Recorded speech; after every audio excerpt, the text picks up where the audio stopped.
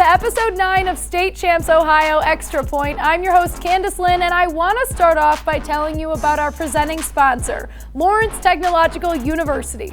Lawrence Tech has over 24 varsity-level NAIA sports, and you can recruit yourself. Just go to ltuathletics.com, click the Recruit Yourself link, fill out a short questionnaire, and a coach will get back to you within 48 hours. Athletic and academic scholarships are available.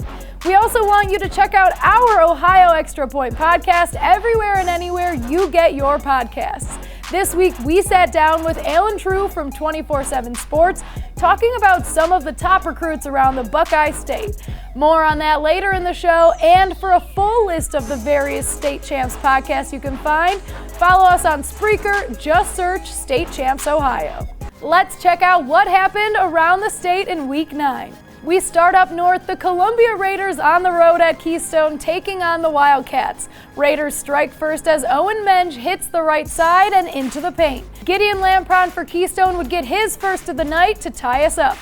Raiders answer back as Andrew Champagne fakes the jet motion handoff and goes up the middle. And he's gone. 64 yards to the house as Columbia jumps back out in front. Keystone jumps out in the second. QB Connor Roddick picks up 2 passing scores, both of them going to Ryan Shackelford.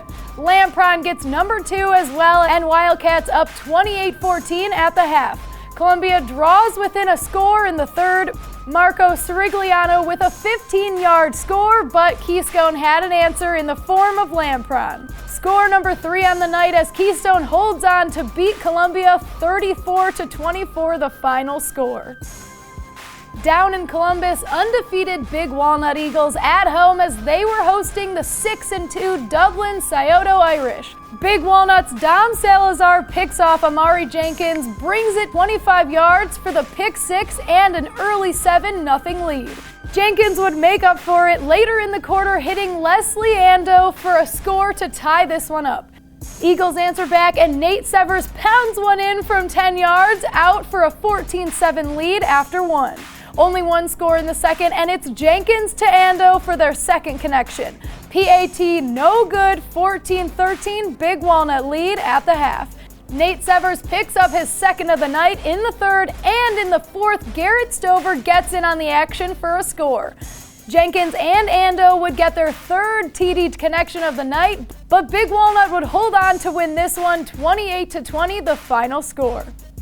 Staying in the Columbus area, 8-0 New Albany Eagles taking on the 7-1 Pickerington North Panthers.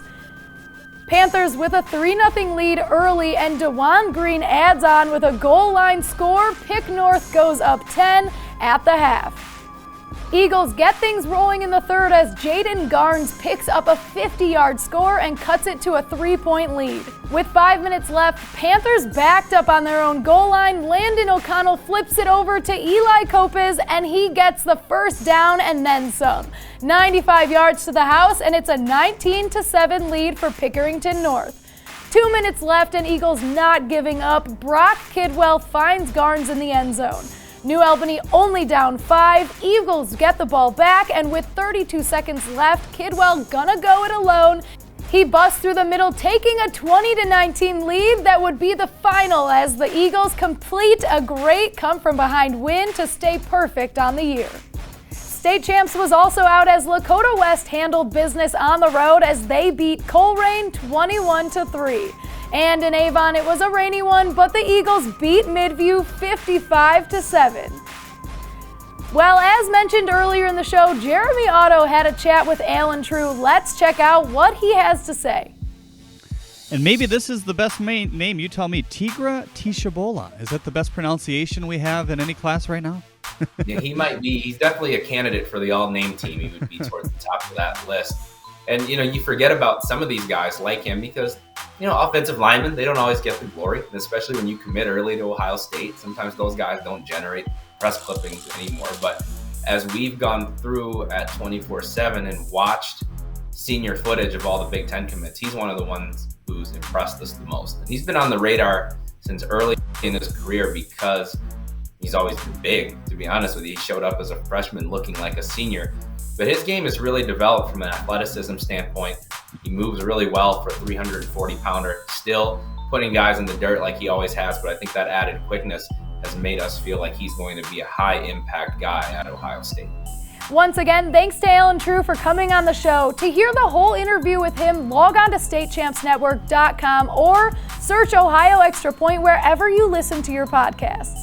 Let's take a look ahead at the games State Champs will be featuring this week.